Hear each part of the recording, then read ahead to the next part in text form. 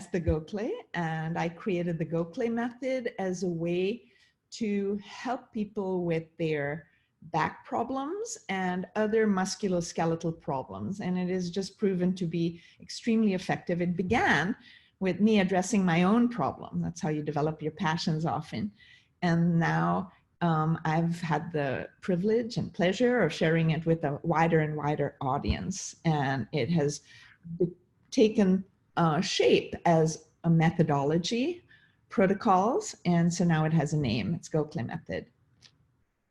Thank you, Esther. And so I'll talk about what ChiRunning is, and what I do is I coach runners and walkers how to reduce the amount of effort and injury whenever they're moving. And so why I've teamed up with Esther here is because she teaches posture, as do I, and it's such a huge ingredient in efficient movement.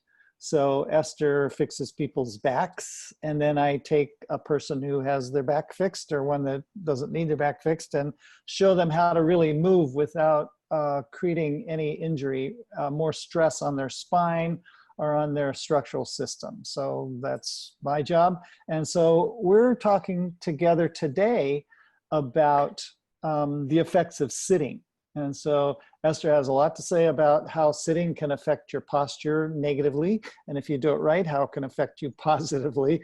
And I have a lot to say about how sitting will affect your running and your walking as well. So, you know, they say sitting is the new smoking. So it's that bad for your health. You know, so most people do it, and for the length of time that they do it, and because they don't balance it with other activity that stretches, specifically the psoas muscle, for example, then it really comes out looking bad. But my claim is that if you do it really skillfully and you mix it up with other positions and you do it for moderate amounts of time and you balance it with natural ways to stretch, reset psoas tension, then sitting doesn't have to be a villain. It can actually be something that's very good for you. It's peaceful. The research shows that there are some things that you can't do better as well if you're not sitting, like fine motor skills. And there's a reason why a lot of meditators in the world sit when they meditate. There's certain kinds of clarity and peacefulness and focus that sitting fosters. So I think it behooves us to not villainize sitting, but rather learn better ways of doing it and balance it out. It's very similar to how people talk about running. A lot of people think running is horrible for your body, you know, and it's the exact same thing I tell them. I say it is not a bad thing for your body. It's how you run that affects your body positively or negatively. So if you can learn how to move your body correctly, how to hold it better when you are moving, running is not even a problem. I've been running for 45 years and it has not hurt me. So, there you go. And yeah, so these very natural activities, both sitting and running, have been done for eons. People have been weaving baskets. They've been preparing food, sewing pelts, and those are done sitting and running. They've been hunting. And, you know, hunter-gatherers have good spells of time where they are running. So these are natural activities that have gotten kind of villainized and maligned in modern times for not very good reasons. And so we're here to clean them up, clean up the understanding of these activities and restore them to healthy activities. Yeah, so Esther, why don't you start with telling them about what you've done with sitting and how you get people to work on their sitting to become healthier. So sitting turns out in our methodology to be a very convenient first way to restructure the spine and become comfortable, to rehydrate the discs, to reset muscle tension in the longest colli longest erector spinae muscles alongside the spine, to take pressure off the edges of the vertebrae. You know, if you have edgewise stress on the vertebrae, then that is a recipe for arthritic formations. So there's a particular form of sitting, stretch sitting, that is just so handy because it is easy to learn and immediately makes sitting more comfortable and more helpful. So I'd like to share that. And you could argue that it's not a natural way at all. People are not going through the steps in the natural world. They don't sit and elongate their spine against a backrest and hook themselves up to create gentle traction. So in a way, you could argue this is not a natural thing at all.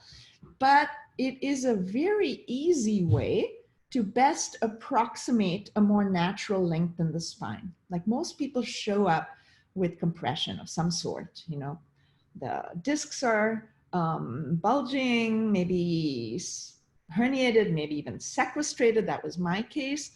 And the muscles are tight and throttling the blood supply in the area. And like I said, the bones are squished together, often not body to body, but edge to edge. And so this is just so convenient. And most people sit anyway. So why not use that to improve the situation? So the ingredients you need are the following. You need something behind you that provides traction. And the luxury way of doing this, I managed after many years of trying to figure out how to modify chairs, I managed to design a chair. We call it the Gokhale pain-free chair. And it has these sticky nubs sewn into the back, as you can see.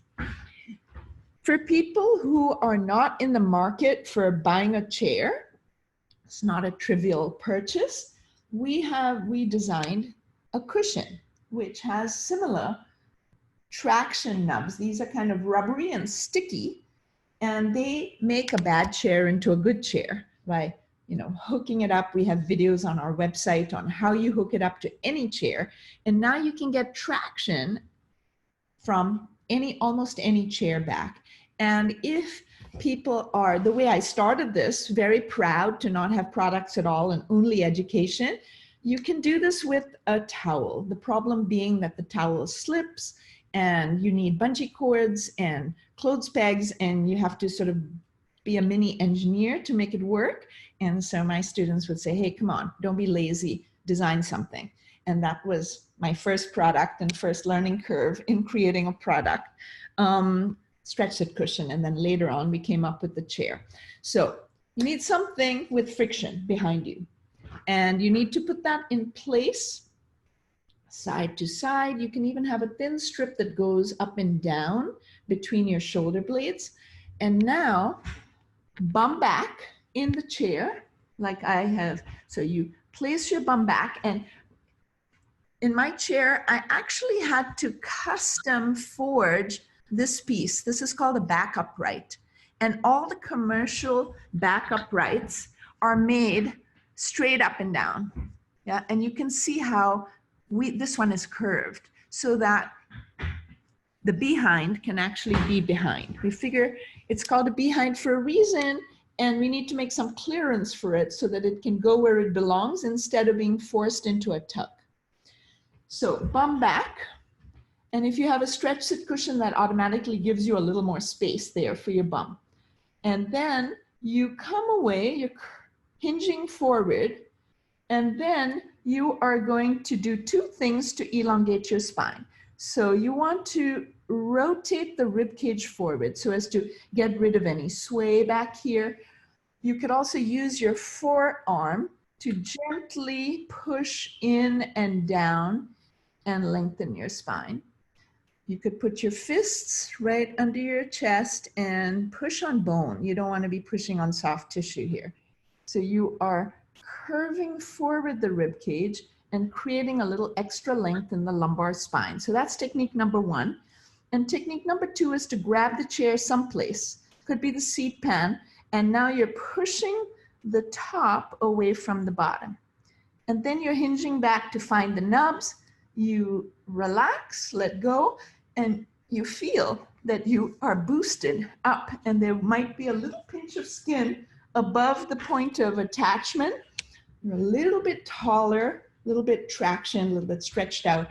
And then there's this little shoulder roll that is a marvelous way to reposition the shoulders more home, more posterior, without pulling and tensing up the rhomboids or other ways that people tend to do. So this lengthening the spine and then letting the chair or the stretch sit cushion or the towel hold you there.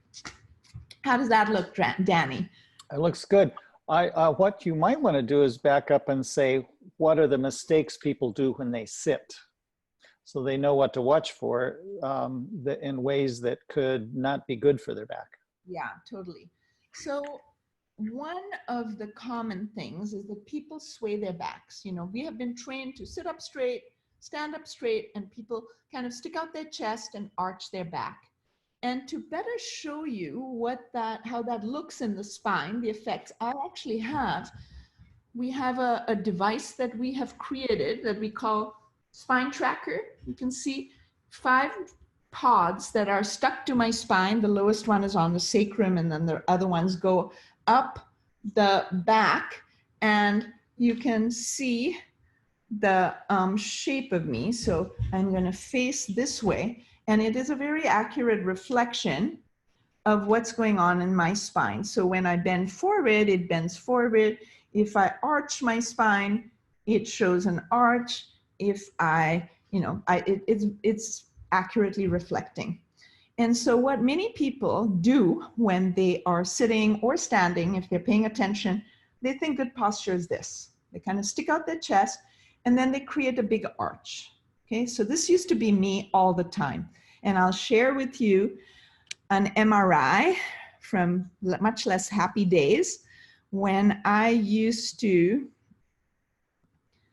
arch my back all the time. Yeah.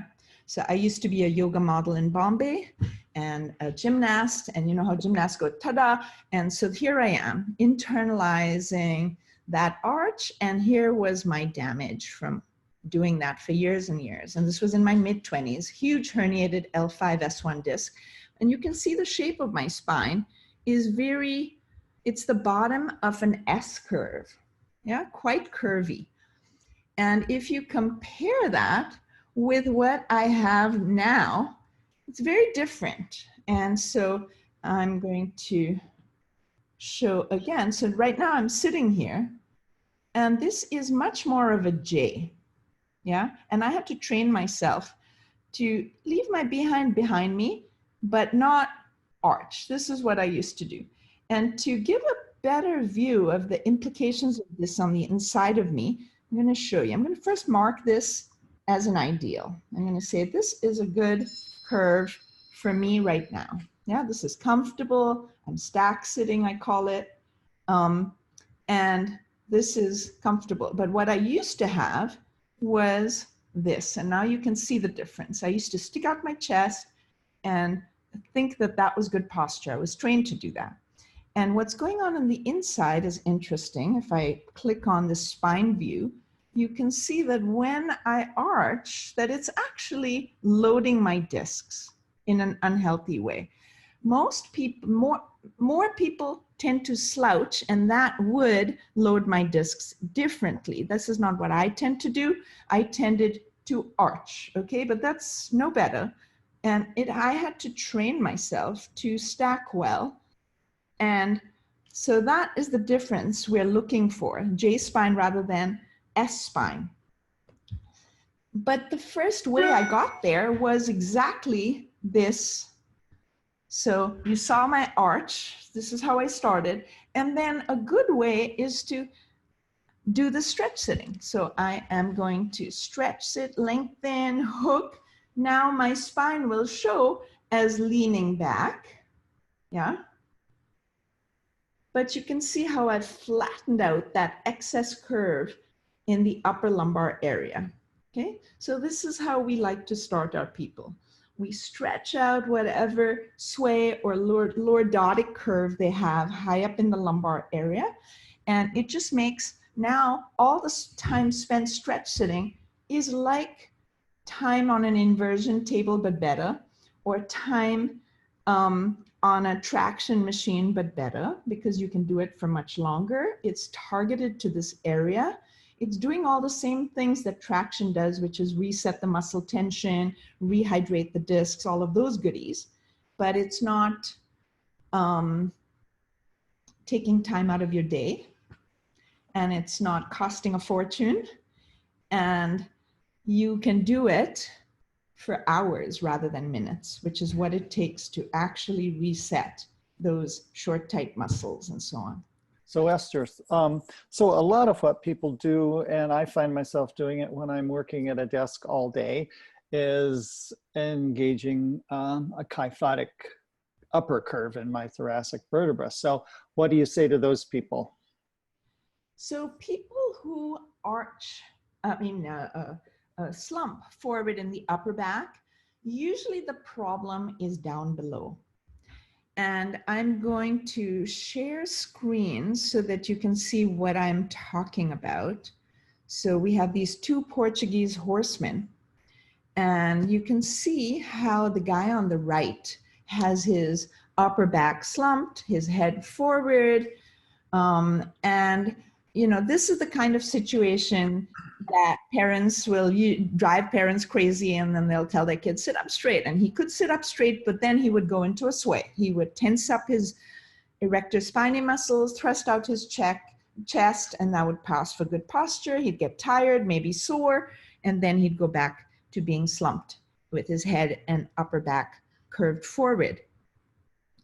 And what you really want is to be upright and relaxed. We don't want to be relaxed and slumped. We don't want to be upright and tense. We want to be upright and relaxed. And what it takes is a well-positioned pelvis. If you see these guys' pelvic position, the easy way to see the difference is to imagine they have tails, and then this guy's imaginary tail is between his legs. He's sitting on it. And this guy's imaginary tail is out behind him. And these positions have technical names. This is an anteverted pelvis. This is a retroverted pelvis.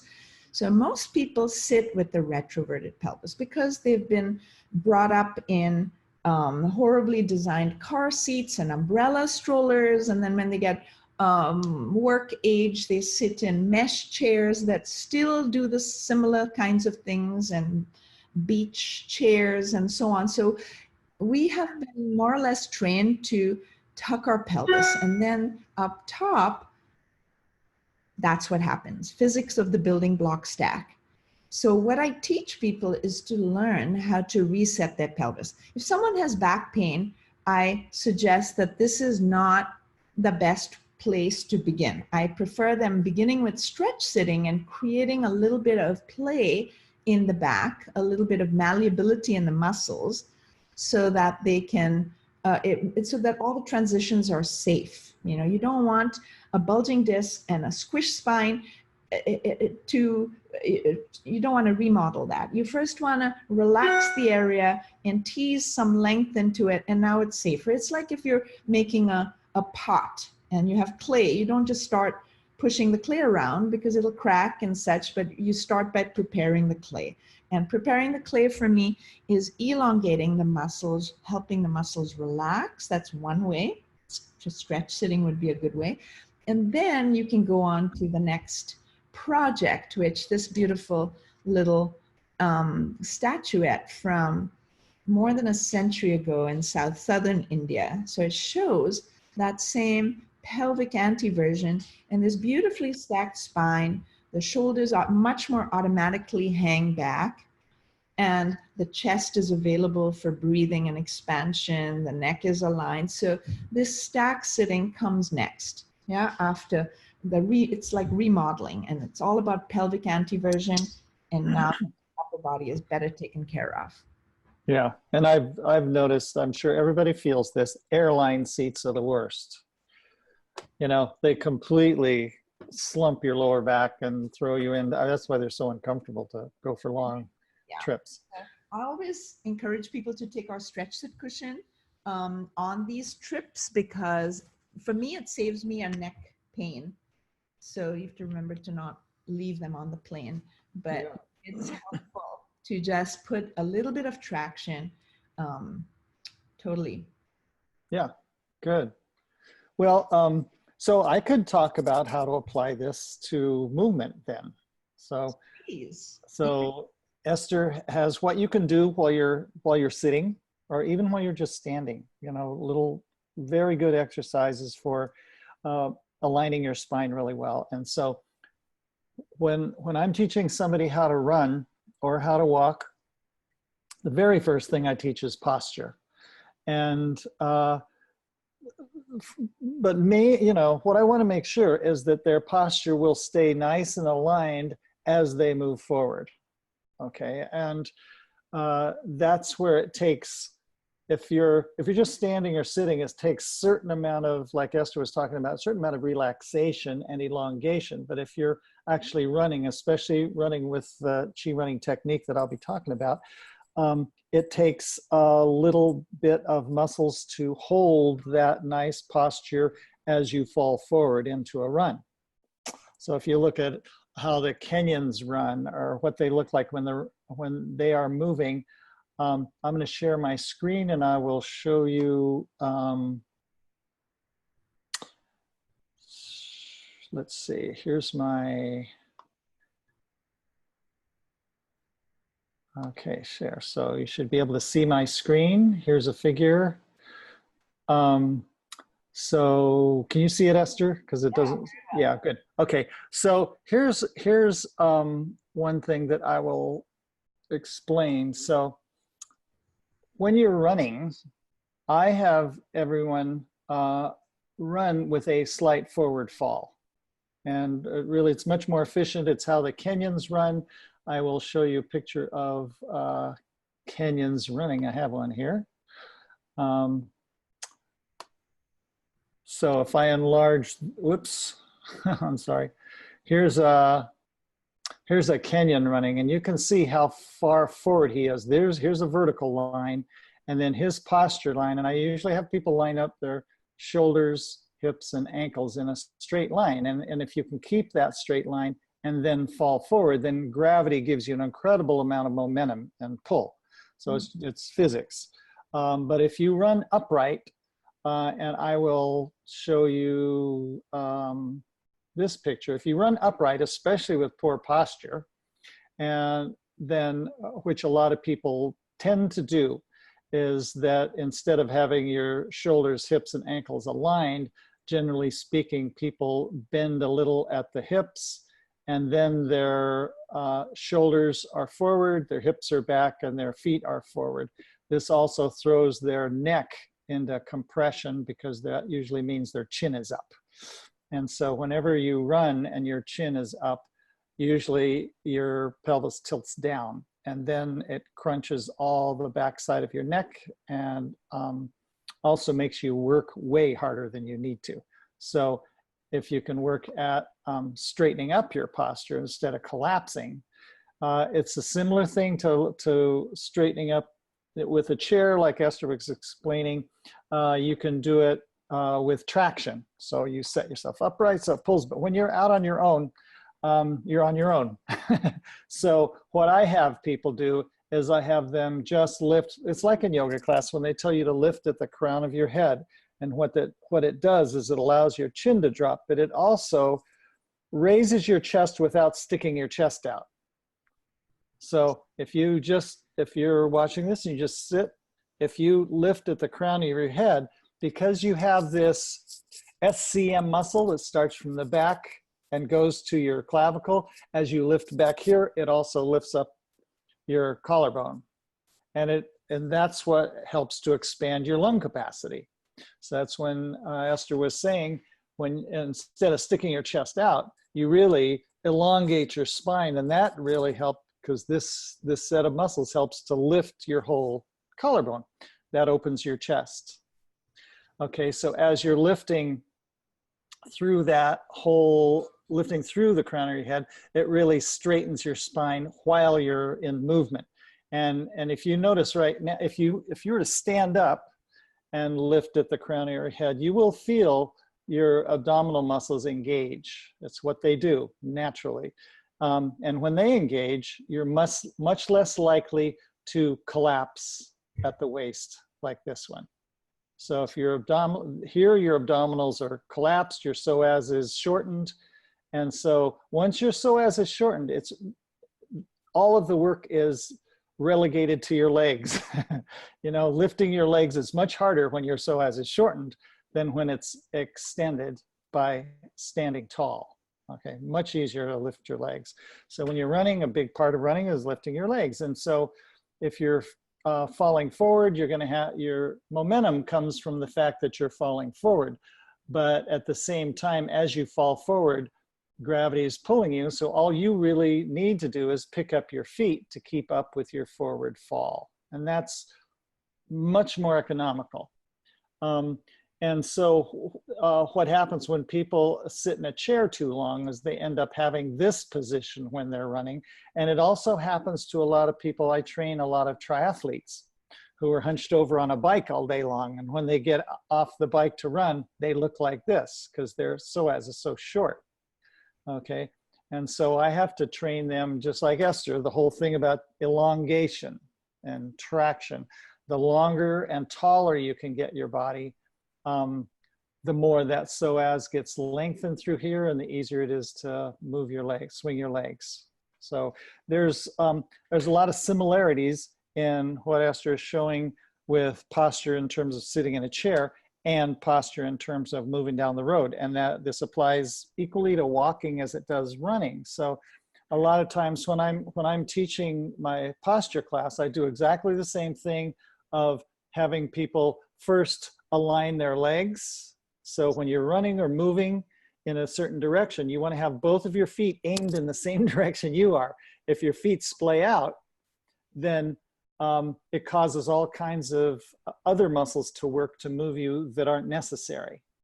So if your feet splay out like this, every step you take is going to put stress on your adductor muscles rather than your hip flexors.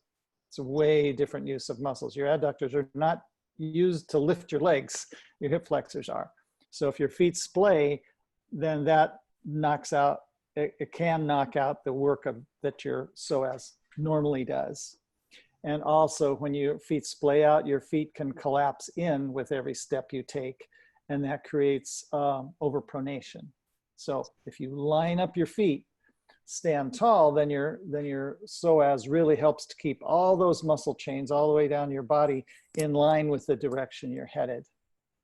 And so that helps your breathing. It helps your connection between your torso and your legs as well. Okay, so all these core muscles are engaged when you have a nice tall posture, rather than when you're collapsed, all your core muscles are kind of out the window. And then when your core is not involved with your movement, then your movement has to be done almost solely by your legs. And that they're just not strong enough to do all of the work all of the time. Because I train many marathoners, ultra marathoners, people that do really long distances, and you just can't run that far with lousy posture. You know, if you're collapsed, your core isn't engaged, you're not getting the best help, because the biggest and strongest muscles in your body are your core muscles. So you want to make sure that they're engaged, you know, when you're sitting, when you're standing, when you're walking, when you're running. And that happens when your posture is good, when your posture is tall. It naturally engages your core muscles, which are your stabilizers. Yeah, it's really interesting to hear your approach, because, you know, all these things feed into each other. There's so many pieces in the posture puzzle.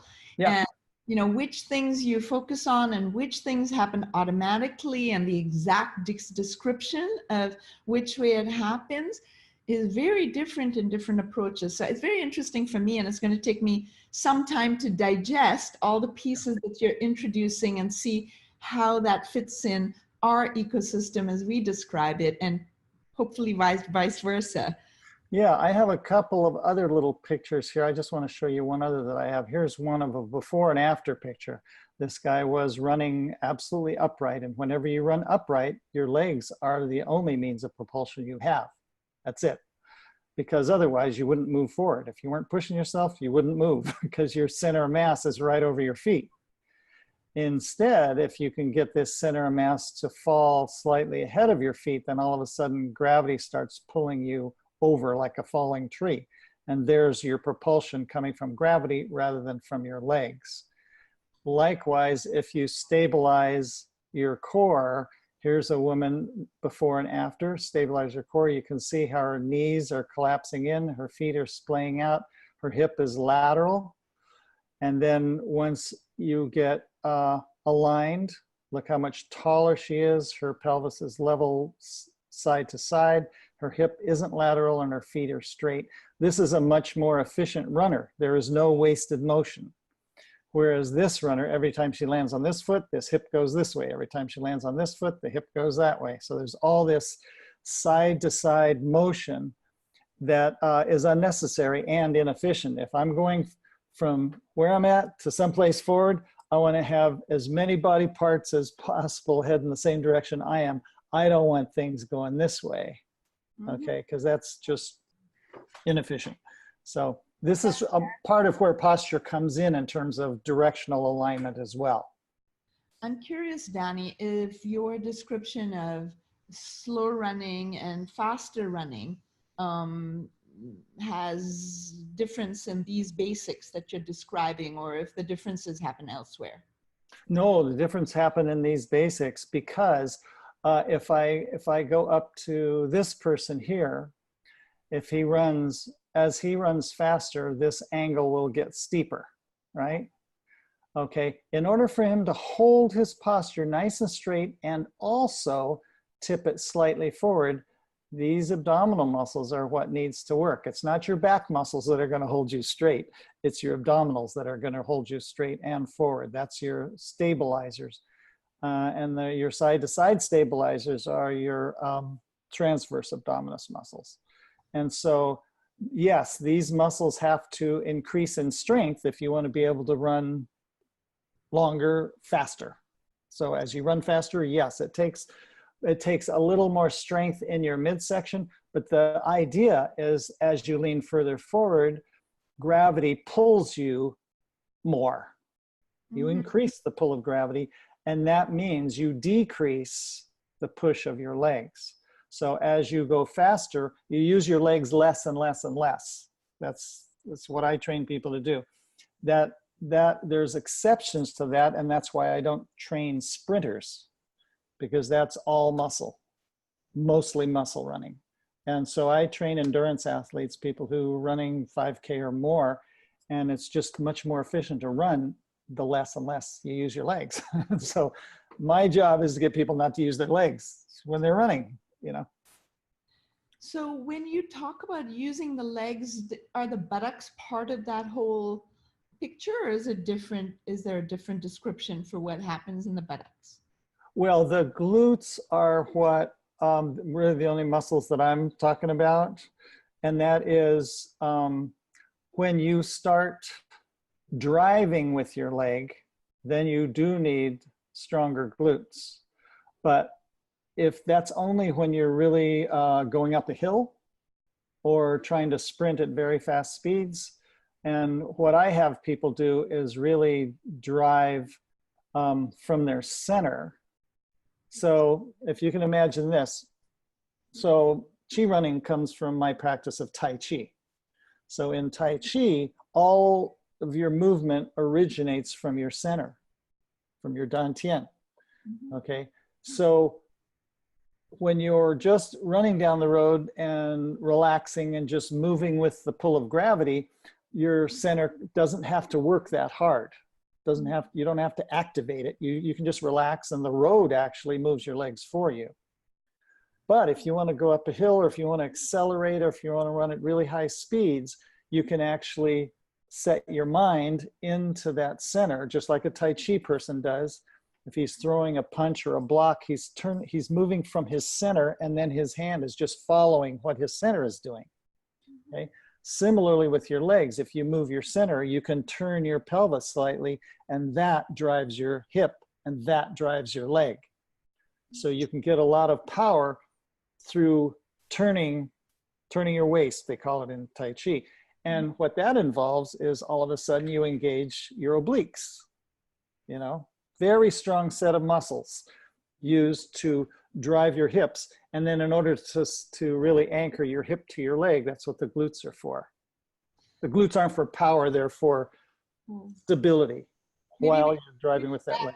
Away from the shared screen and show us more. Yeah. Yes, there's another picture you're looking to share.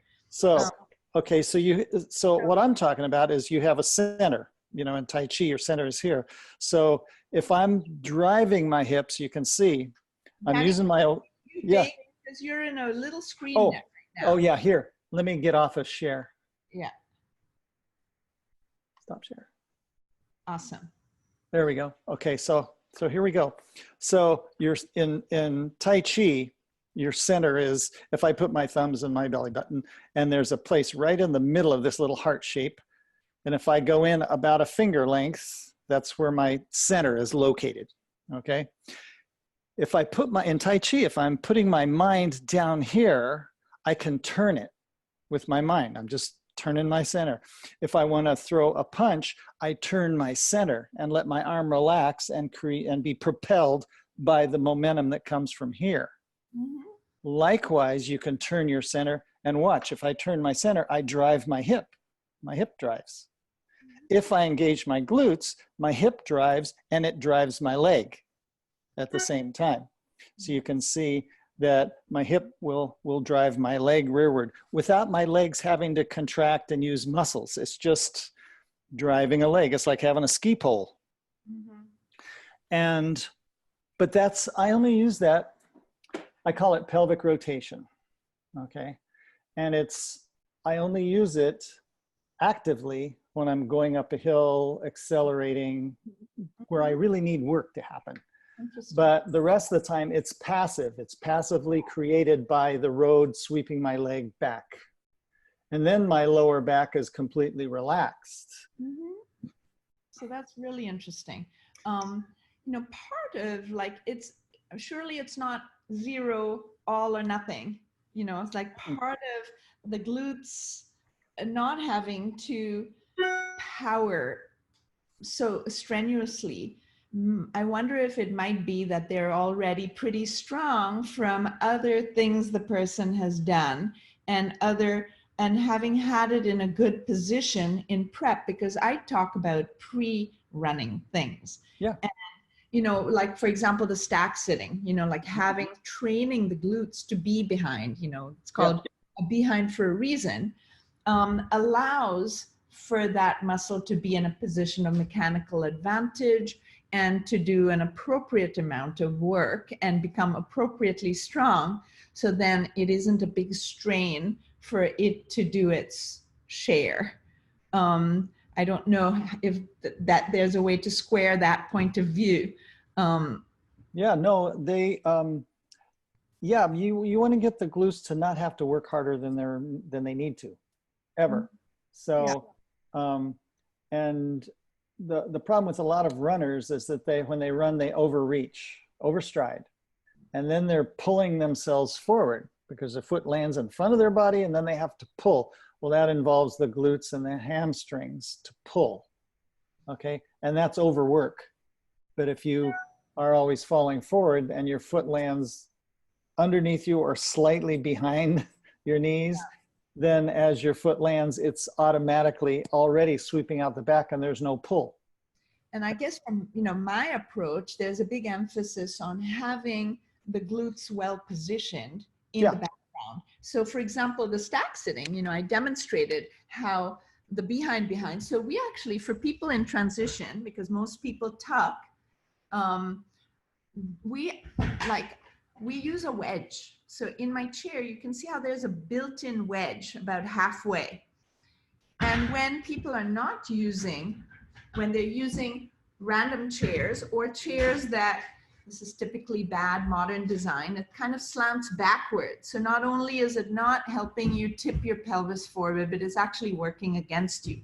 And in these kind of cases, we teach people to create a wedge so that they have something to help the behind be behind if that's not where it defaults. Yeah. So either here, and when you don't have anything, you don't have a built-in wedge, you don't have material to make a wedge, then we train people to perch on the front edge of the chair so that with the legs down, because most people have tight hamstrings and external hip rotators, and so having the legs down is helpful towards allowing this perching. And it's the same idea contained in like a zafu or a meditation cushion, that you are basically assisting the pelvis to tip a little bit so that your behind is in a good place, and so that it can do the right amount of work for whatever job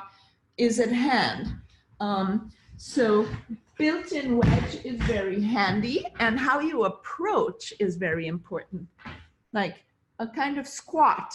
And so setting the pelvis down, and then what's magical about stack sitting is it doesn't take effort. You just relax and you're here, and you don't have to remember to have good posture, pull your shoulders back, stick out your chest, none of that. You're just relaxed, you are stacked, and now when you breathe, this is a very magical thing that I think we have overlap. We both like relaxation, a lot of relaxation, and most people are so tensing all day in the name of good posture or running or whatever. And so here, if you get your stack well, then when you breathe in, the whole back, if you breathe deeply enough, that's another training. But now the whole back gets a kind of massage in the background. So it's like the self-healing happening in the background as you breathe, a byproduct of breathing. How cool is that? Yeah, and a lot of what we teach people who are doing running is that we teach them to belly breathe. Well, so you'll belly breathe and then fill into your back, but also nose breathe, which is also much more efficient than mouth breathing. So we try to break people of the habit of mouth breathing, because mouth breathing only gets air into the top of your lungs, and you really need to get the air all the way to the bottom of your lungs. That's what belly breathing is really good for. And so, yeah, we do pay attention to the breathing with it. And the one thing I've done, like with Esther has her chairs and her back pads and stuff like that, is, you know, what I do is I've developed a whole thing called the ChiRunning School. And what it does is it takes you through a set series of lessons that start you right from posture and work you into moving with that posture. So you start with good posture, then you work at engaging your core, really keeping your posture good when you're sitting is one thing. Keeping your posture good when you're running is a way different thing. So it does take a little bit more muscle. So it's, if you do it right, then you can actually relax and have good posture, just like Esther is saying. But then, so I go take people through this whole series of online lessons where they can just learn one little thing at a time, and it keeps adding on sequentially till eventually you get through posture, you get into how to move your arms, how to hold your shoulders, how to move your legs, your hips, you know, all the parts of your body. And people have found it really a valuable way, rather than just going out and running and giving it your best shot, you know, which is, I don't recommend ever. I think it's wonderful that you have brought structure to how to be active in a way that is both natural. You know, running is a very natural activity, and it's sustainable. You help people stay running. So that's wonderful, because we tell people to go do what you love, and we don't necessarily provide a lot of structure on the myriad ways they could be active and stay active and not get into trouble. Where we go into a great deal of detail and have had a lot of success is how to get people out of pain. So I'm going to share this website. This is a crowdsourcing website. Stanford wrote a paper on it, Stanford Statistics Department people, that this is very valid. The results correlate with randomized controlled trials, and some new measures come out that are effective and that not many people know about. So people reported on 45 different treatments, and at the top are the better known ones, and we're not there. We're at the lower section things that are not as well known. And you can see posture is right at the top.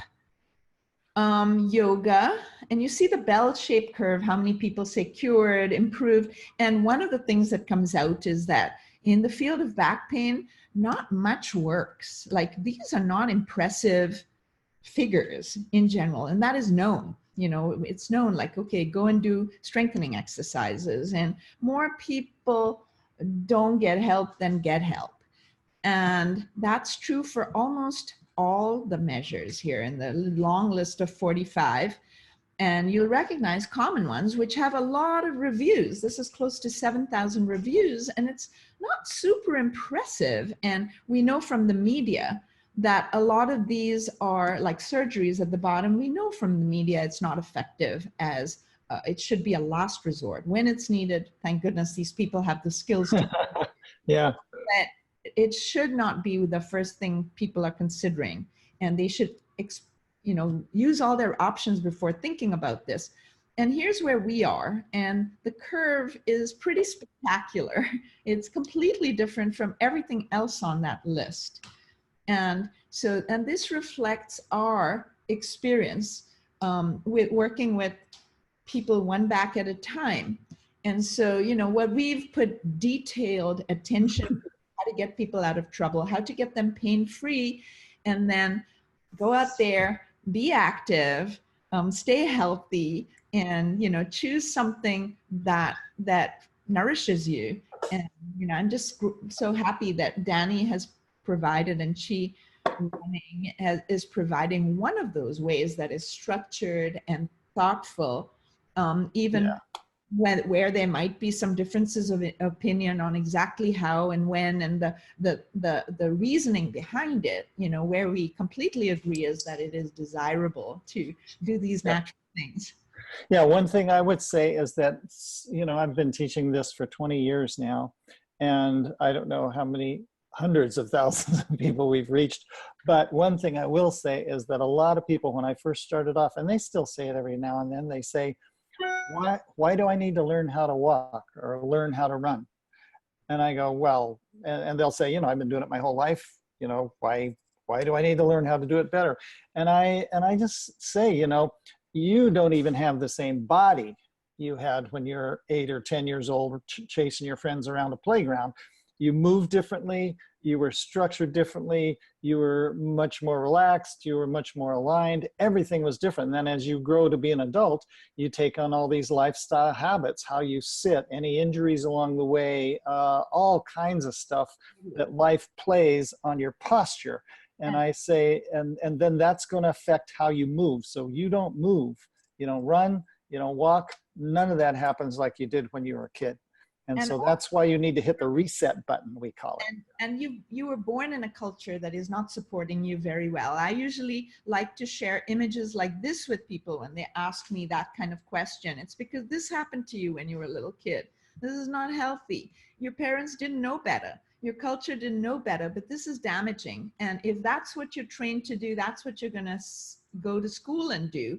And, you know, we now see seas of kids and seas of people behind computers doing these very damaging kinds of postures.